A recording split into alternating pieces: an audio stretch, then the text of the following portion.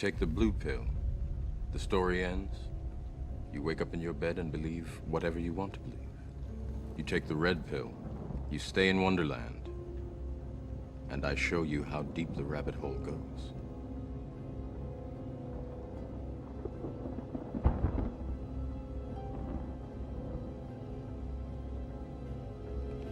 Remember, all I'm offering... Eu tô te explicando pra te confundir, tô te confundindo pra te esclarecer.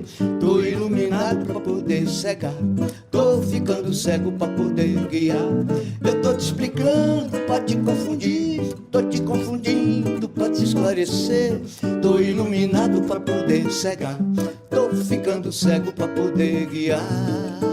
Hoje a gente está recebendo aqui a Letícia Cesarino, ela é professora do PPG, Programa de Pós-Graduação em Antropologia Social da UFSC, né, Federal de Santa Catarina.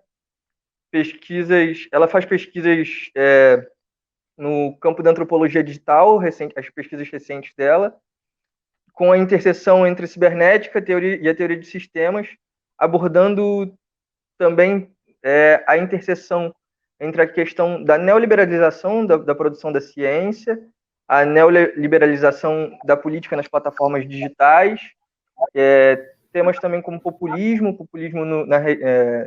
digital, populismo nos meios digitais, e a pós-verdade, né?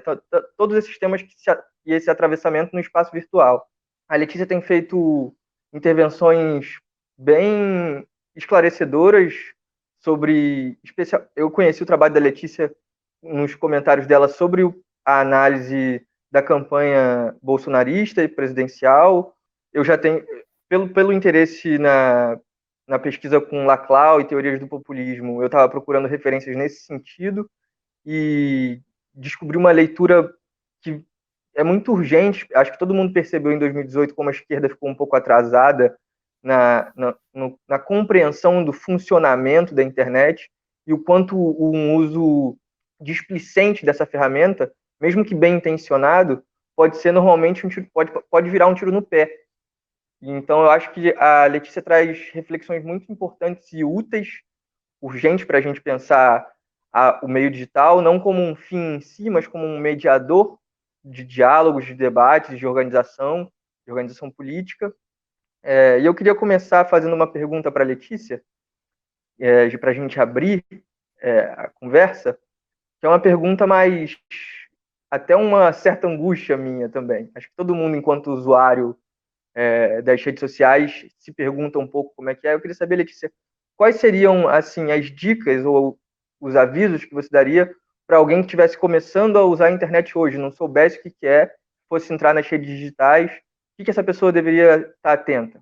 Então, essa pergunta é muito boa, assim, e muito urgente, de fato, porque a internet, ela não é uma coisa só, ela nunca sempre foi a mesma coisa, né? A internet mudou muito, como o pessoal que estuda isso já há décadas, na verdade, né, vem pontuando, e as transformações mais recentes, né, essa web atual baseada nos smartphones, na algoritmização, na economia de dados, na plataformização, é algo relativamente recente.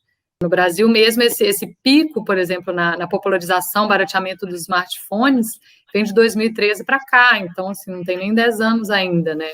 Então, eu digo isso para pontuar um pouco que mesmo quem acha que sabe o que é internet, o que é estar nesse ambiente, o que ele implica, não necessariamente pode ter tanta confiança assim de que entende o ambiente. Mesmo a gente que estuda, e até quem trabalha com programação, está o tempo todo esbarrando com uma série de caixas pretas, né, que é o termo que a gente usa na área de estudos de ciência e tecnologia, né, para falar de um circuito fechado, onde a gente sabe o que entra, a gente sabe o que sai, o que entra sai transformado, mas a gente não sabe o que se passa lá dentro para que essa transformação aconteça, né?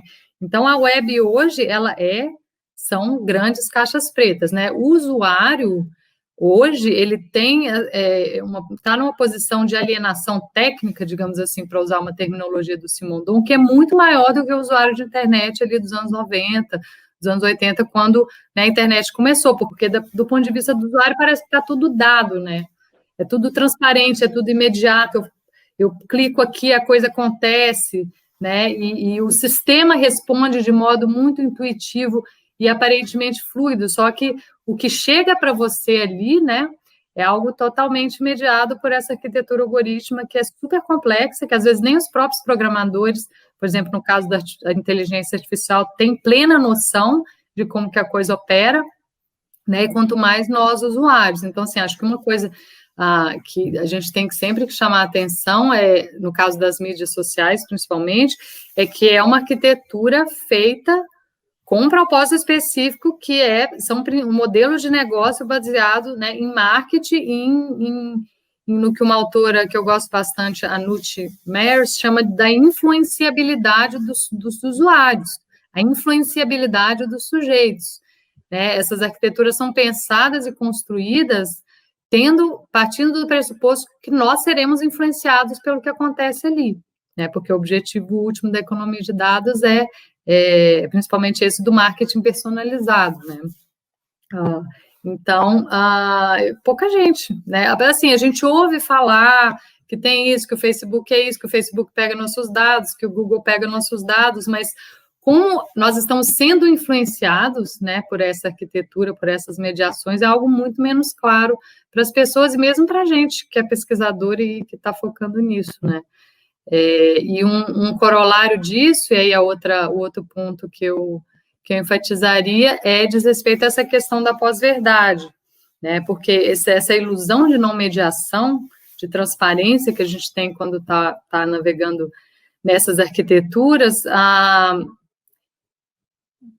gera um efeito, né, uma experiência de imediatez no sentido de acesso a fatos que são dados, que é extremamente, não só ilusório, como eu diria assim, que a gente tem que entrar na internet partindo do pressuposto que o que a gente vai ver lá não é verdade, enquanto a maioria das pessoas entram com o pressuposto de que aquilo que elas vão ver é totalmente, né, 100% verdadeiro, não manipulado, mesmo os vídeos, né, os áudios, coisas desse tipo.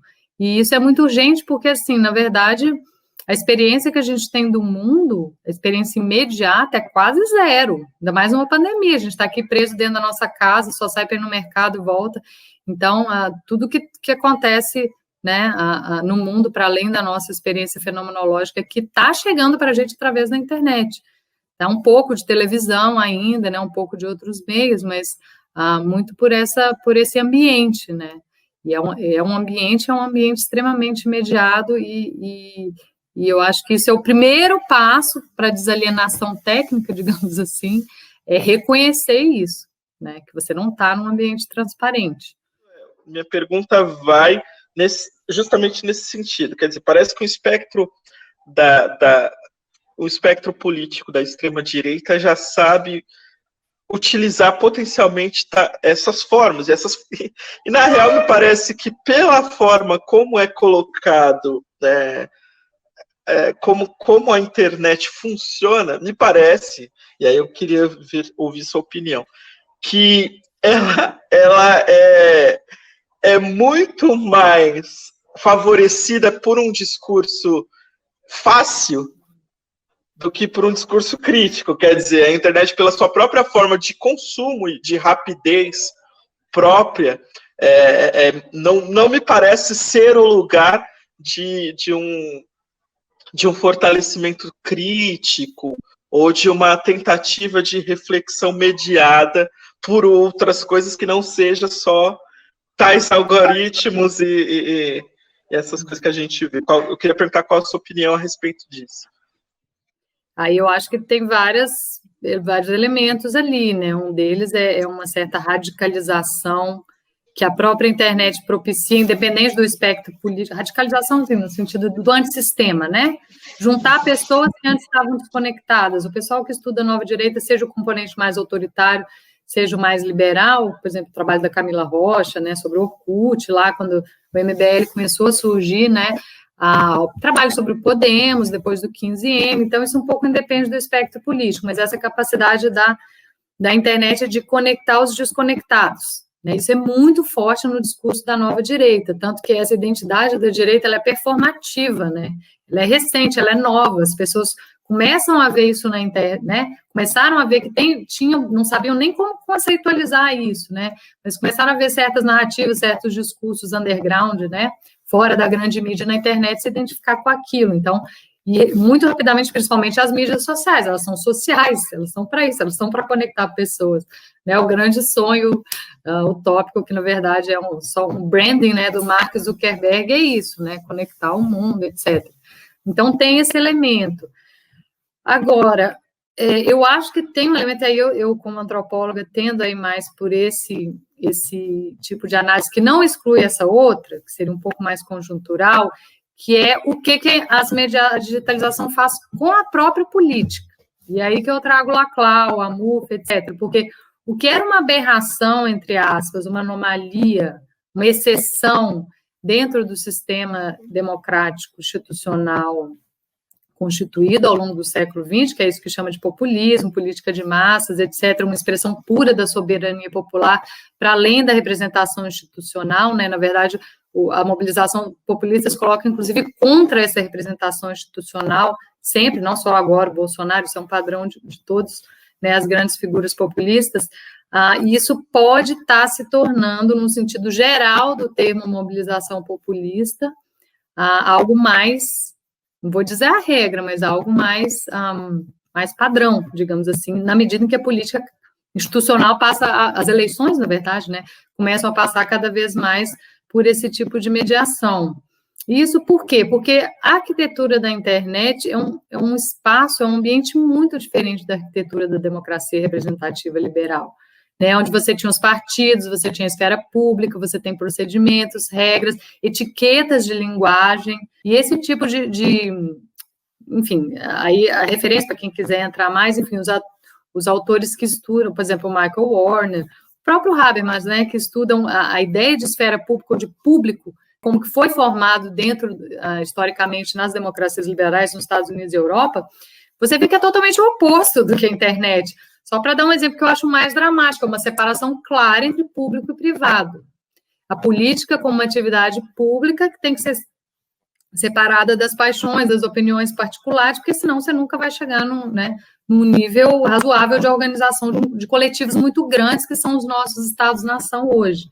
A internet é o contrário disso. A internet, as mídias sociais principalmente, elas colapsam fronteiras entre o público e o privado. Tem estudos dentro da área de estudos de novas mídias, né? Esse já é um tema há muito tempo, né? Não é um tema nem dessa web mais recente, né?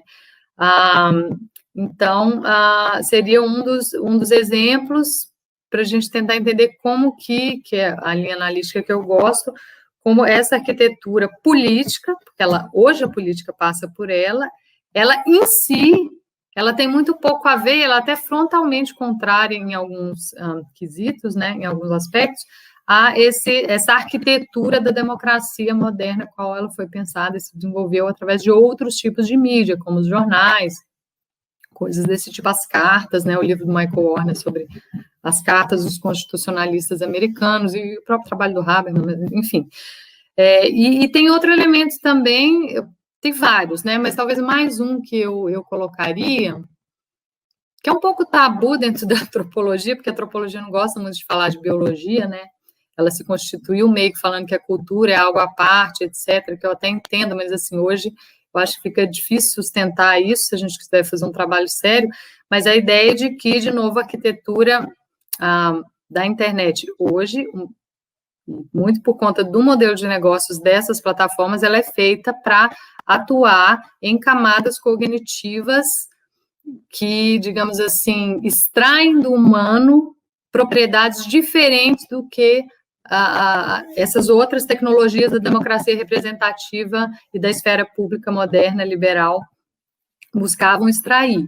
A questão da comedição, que o livro maravilhoso do Norbert Elias, né, O Processo Civilizador, né, Freud, modernidade é você controlar as emoções, controlar as paixões, né, a questão da racionalidade mais abstrata, analítica. A gente sabe que isso sempre foi uma grande ideologia da modernidade e, como tal, é parcial.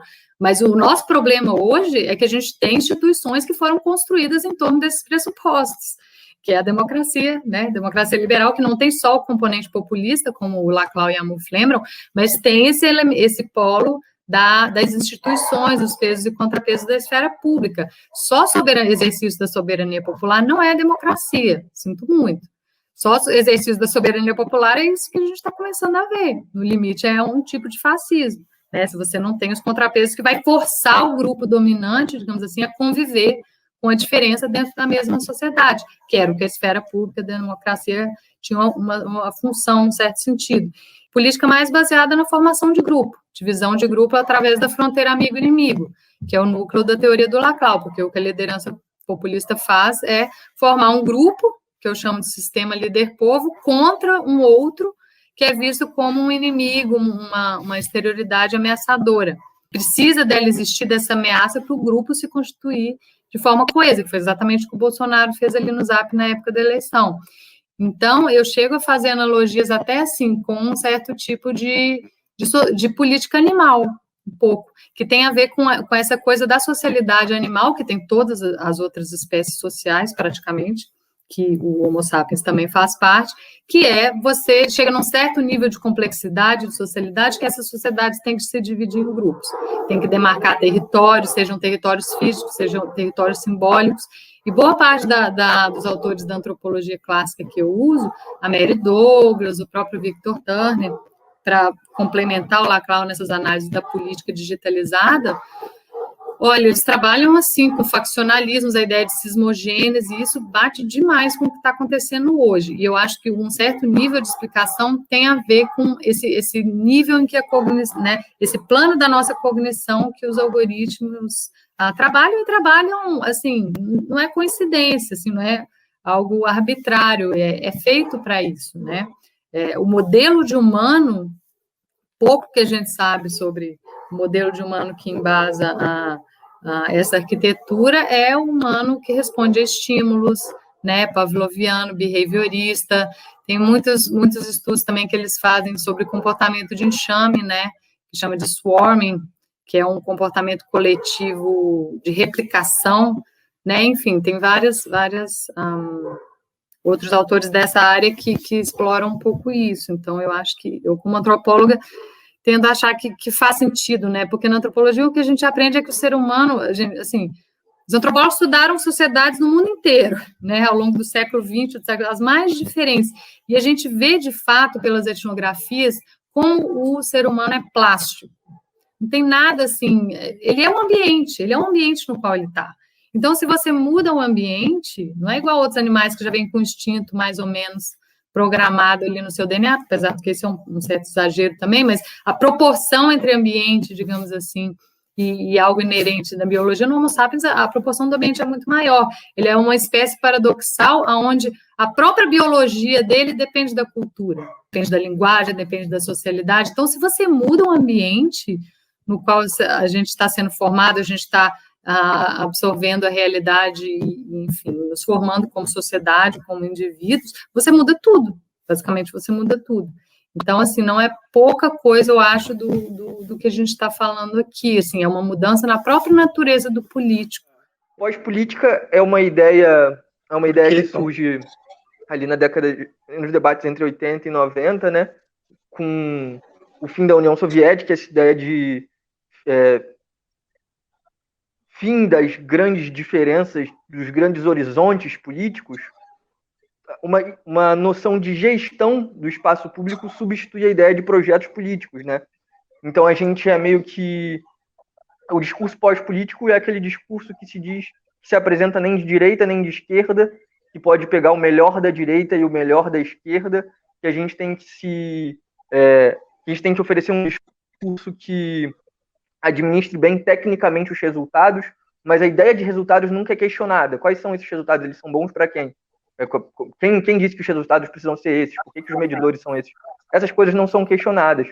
A outra política seria aquela ideia, tem um diálogo com algumas noções do populismo do Laclau, né? Que é a ideia de substituir a contradição constitutiva da política por um falso antagonismo. A gente pode ver, por exemplo, no discurso do Bolsonaro, o que é o espectro do esquerdista, essa luta moral onde o esquerdista pode acabar caindo em qualquer um, né? O esquerdista é aquela pessoa... O bolsonarista é uma pessoa que se crê antissistema e está lutando contra um sistema que é uma fantasia maluca, né, na cabeça da pessoa. Tipo, o sistema que é o sistema que junta desde bilionários até o comunismo stalinista, onde todos estão juntos. E o que opera, né, essa lógica? Quando você organiza um grupo pela ideia de que nós somos amigos por causa de um princípio, e quem não compartilha desse princípio é nosso inimigo automaticamente, isso é um pouco, como a Letícia disse, é um pouco animalesco, né? É uma política meio animalizada, mas tem um potencial muito forte de colar o grupo, né? De organizar de alguma forma, assim. Mas aí a minha pergunta é justamente tipo, o que eu ia falar. No começo da internet, quando a gente pensa, tipo, 10, 15 anos atrás, a internet aparecia um espaço muito mais anárquico, né? Um espaço com muita potencialidade de isonomia, de emancipação, de compartilhamento, era muito mais transgressor a promessa da internet. Na medida que ela vai se neoliberalizando e tomando essas estruturas de rede, a impressão que eu tenho é que uma esquerda partidária hoje pensa em assumir certas estratégias de marketing digital segmentado, né, bem específico assim para grupos, mas ao mesmo tempo eu sinto que o espaço dado da internet, ele não tem muita coisa pra gente fazer. Como você mesmo disse, Letícia, uma vez, não tem como a gente fazer política numa estrutura de marketing, né? Algo que é arquitetado para o marketing sempre vai ser comodificado, a política vai ser sempre comodificada quando for jogada lá dentro.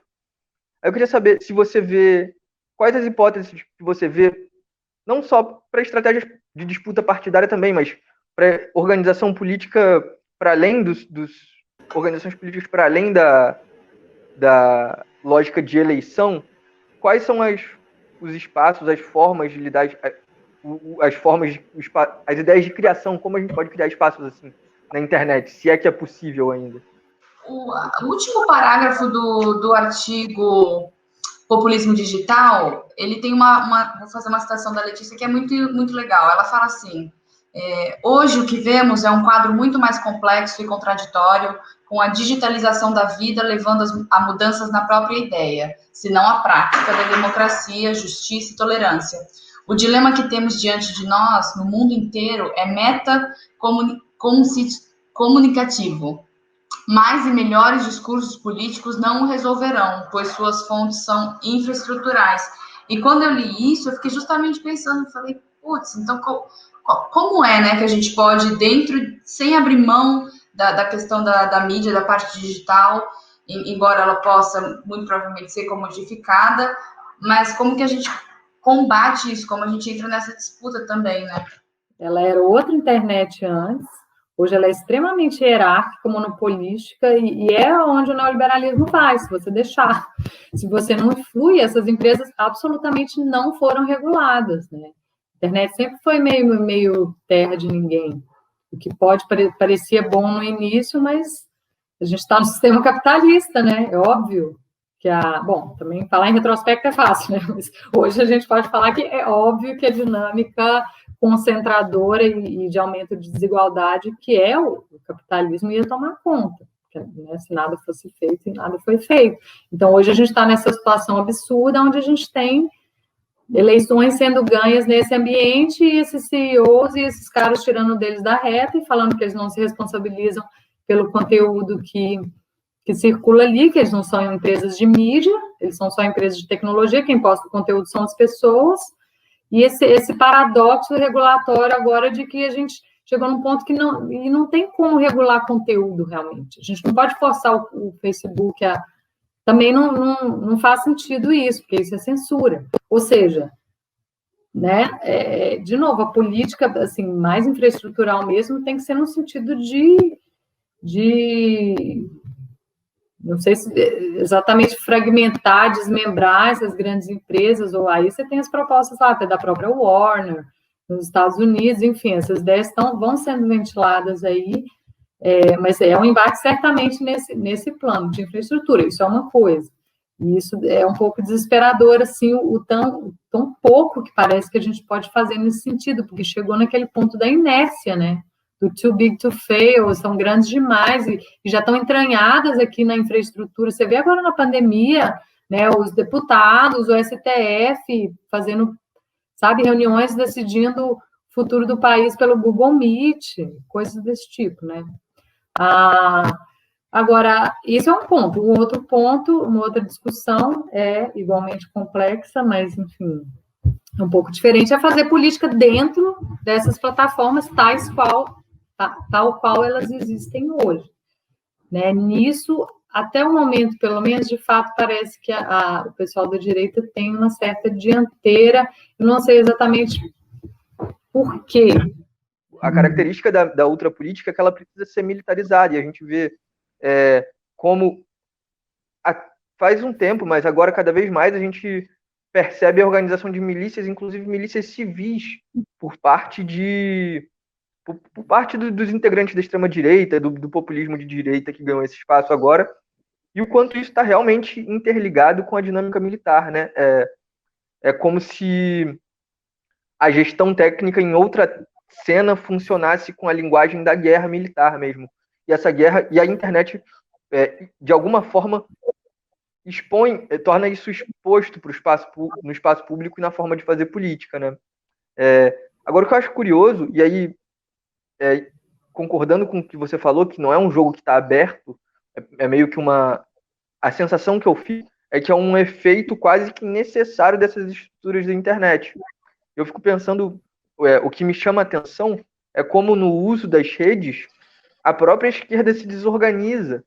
É engraçado isso, como a própria esquerda acaba caindo em panelismos e inimizades que colocam em primeiro lugar essas tretas do que as próprias causas que deveriam ser priorizadas, né? Assim, o meu ponto é, em que medida a própria internet gera essa dimensão de inimigo e amigo, e como uma política emancipatória, que é uma política que precisa sair dessa dicotomia de inimigos e amigos, né?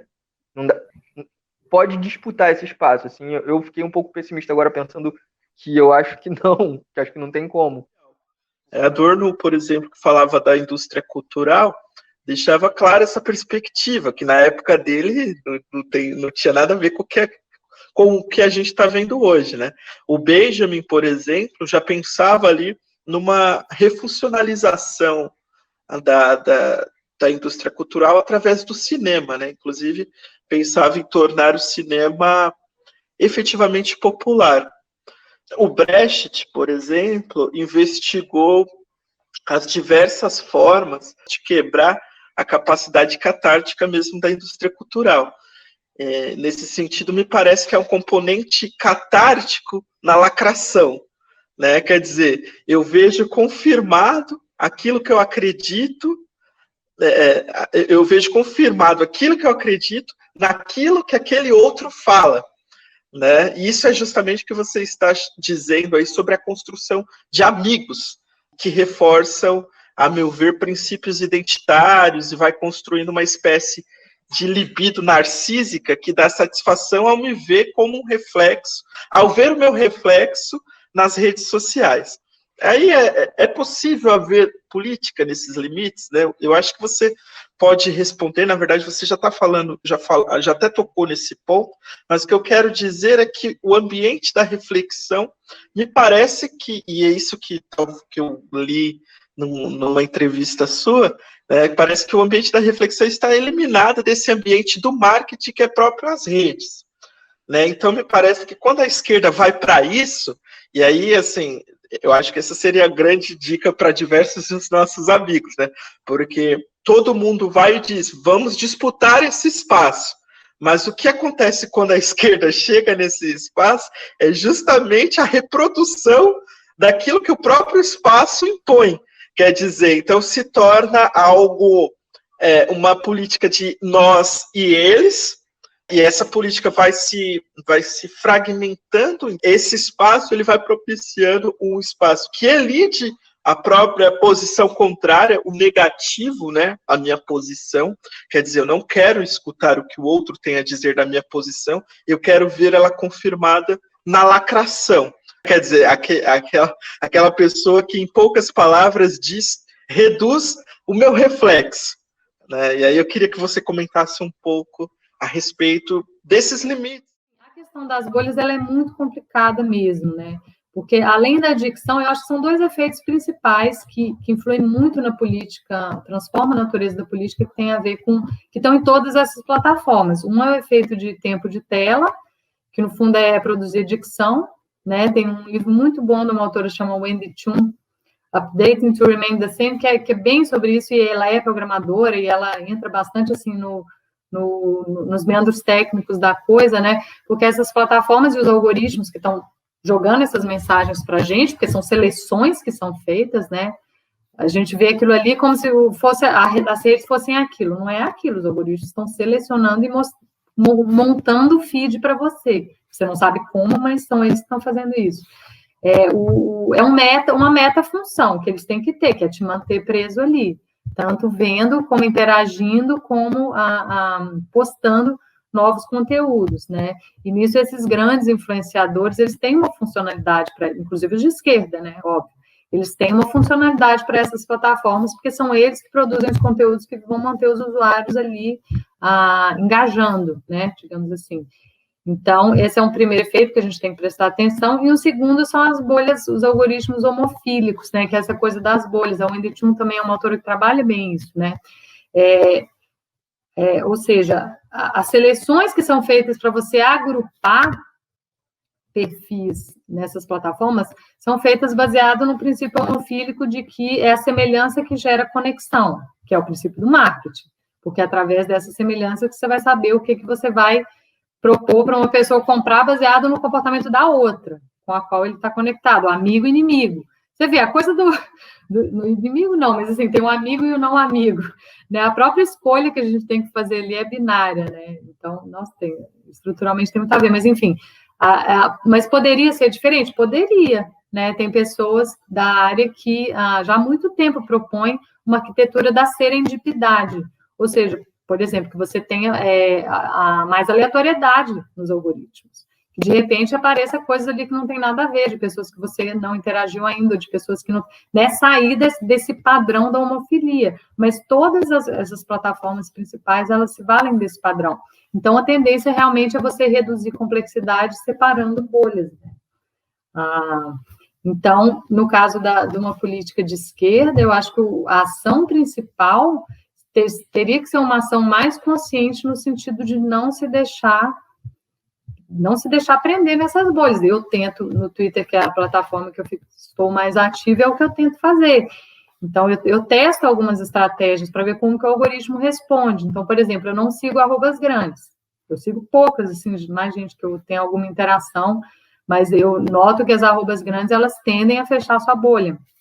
Sigo gente da direita. Notei que não adianta só seguir gente da direita, você tem que interagir com gente da direita. Aí eu fico até um pouco constrangida, às vezes, o que meus amigos vão pensar, que eu estou curtindo, sei lá.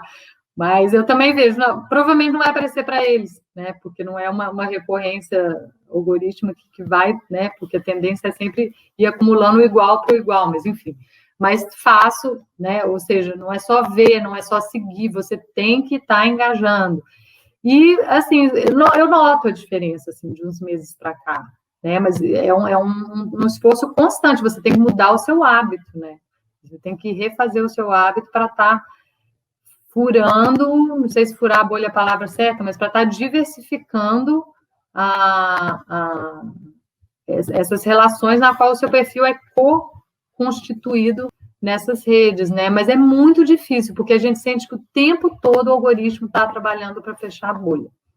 Impressionante. Assim, então, eu imagino que seja assim em todas as outras plataformas também. Eu sei que o YouTube é assim, já tem estudos sobre, né? Mas é algo que não adianta a esquerda ficar... Se a esquerda ficar fechada, se deixar levar por esses processos, vai ser tudo política de nicho. Só vai conseguir eleger deputado, um deputado ali, seguindo o padrão de microsegmentação, né? mas vai conseguir fazer política de massa de novo? Né? A estratégia do Bolsonaro foi muito bem feita, porque ele conseguiu fazer o marketing de nicho e o marketing de massa ao mesmo tempo. O marketing digital, em ambiente digital, ele é um ambiente é um marketing de nicho, é a cauda longa, né? Ele tende à personalização, né? Então, para a política, para a eleição majoritária, por exemplo, né, o mesmo um movimento político de massa que agregue mais gente é muito pouco conducente a isso, esse tipo de ambiente, né? O Bolsonaro conseguiu porque ele é aquela coisa do caleidoscópio, que eu descrevo como fractal, né? O corpo do rei, digital do rei, o caleidoscópio, ele conseguiu, né, formar uma mobilização ao mesmo tempo de particular e geral, né? De massa e de nicho, mas eram condições muito especiais ali que estavam dadas em 2018. Eu não sei, assim, para a esquerda conseguir fazer isso, né, depende muito do contexto também. Eu não sei se o contexto imediato é favorável, talvez no futuro um pouco mais distante, talvez não nem tão distante, isso mude, mas a gente vê nos Estados Unidos, principalmente, uma certa ascensão de uma direita que vem pelo outro lado do espectro político, um pouco mais radical, o interesse da juventude nisso, mas eu fico pensando se isso não vai ser reabsorvido como, né, ou como algo de nicho, ou como algo que... Você vê, o Sanders mesmo, né, tinha várias expectativas sobre a pré-candidatura dele que acabaram não se concretizando. Então, eu não sei, mas, assim, vamos ocupar, mas ocupar com consciência, né, do que é arquitetura e quais são os seus efeitos. E dentro das nossas limitações como usuários, né, somos muito passivos ali dentro, tentar né, se contrapor a alguns desses efeitos. Mas, assim, é o dilema da ação coletiva. Todo mundo teria que estar fazendo isso, né? Estou pensando um pouco no público dos jornalistas livres, chegando na conversa, é sempre legal esclarecer alguns conceitos-chave da conversa. E, de repente, Letícia, se você pudesse falar um pouquinho mais, brevemente, da onde que surge o conceito do populismo digital? Né? Como é que, analisando essas questões de WhatsApp, na eleição de 2018, você foi tendo essas percepções do populismo e esse termo criado, e a diferença do populismo digital para o populismo tradicional? A questão do populismo digital, eu estou até escrevendo um capítulo de livro sobre isso. Tem vários autores assim que estudam eleições, mídias, né, comunicação em mídias sociais durante eleições, etc., que notam essas convergências assim de padrões, né, entre padrões de sociabilidade, de linguagem de mídia digital e alguns padrões descritos para teorias do populismo analógico, né, ou do populismo pré-digital, que é o caso da teoria do Laclau, que é a que eu uso, né. Agora, por meio da teoria do Laclau, que é uma teoria estrutural, propriamente dita, que passa pela psicanálise, né, passa por elementos desses que eu estou falando aqui com vocês, de afetos, de cognição, em última instância, né, de redução da complexidade. Eu acho que é possível a gente pensar o populismo digital não como uma analogia entre mídias sociais e política populista, ou uma ressonância, algo que parecido. Não, hoje as duas coisas são... Eu tento pensar as duas coisas como estando juntas, realmente, hoje. Ou seja, se você for pensar o populismo digital como mudando algo, uma indicação da mudança da natureza da política que as mídias sociais e a digitalização estão provocando, é uma ideia até maior que os próprios fenômenos aos quais a teoria do Laclau originalmente se dedicou a entender, que são essas grandes lideranças que chegam ao poder, o Perón, o Vargas, né? A gente pode colocar o Bolsonaro, mas existem padrões ali de sociabilidade e dinâmicas cotidianas das mídias digitais, né, que expressam padrões populistas, se a gente for pensar assim num sentido bem livre, assim, bem desvinculado da questão política propriamente dita. Por exemplo, os próprios tribunais de internet, cancelamentos, fechamento em bolhas, coisas desse tipo, acabam seguindo o padrão de código amigo-inimigo, né? Você pensar amigo-inimigo no sentido daquele do qual me diferencio, que eu não quero saber, ele é incomensurável a mim, não quero conviver, né? A questão dos afetos, da linguagem simples, da performatividade, né? Isso tudo são elementos da política populista para o Laclau, que ele identificou para uma política não digital, né? Que são da própria dinâmica das redes hoje, seja da política, seja de outras áreas também. Então, essa ideia do populismo digital, eu tento trabalhar algo mais fundamental mesmo do que a própria política, até porque a digitalização, ela dissolve essas fronteiras claras entre política e outros domínios, né? A própria indústria do entretenimento, que vocês citaram aí, o Bolsonaro trabalhou muito com isso, né? Diferenças entre economia, justiça, tá tudo misturado ali, né? Ele era o justiceiro, ele era o comediante, ele era o enviado por Deus, né? Colapso de fronteiras com a religião, ele era o pai, ele era tudo ao mesmo tempo, né? Não é à toa que foi tão poderoso, assim, do ponto de vista de quem estava naquele ambiente ali seguindo ele, né? Então, o populismo digital é isso, na verdade, não é só populismo, né? Diz respeito à transformação da política pela digitalização, de modo mais geral, né? Between the blue and the red pill is not really a choice between illusion and reality.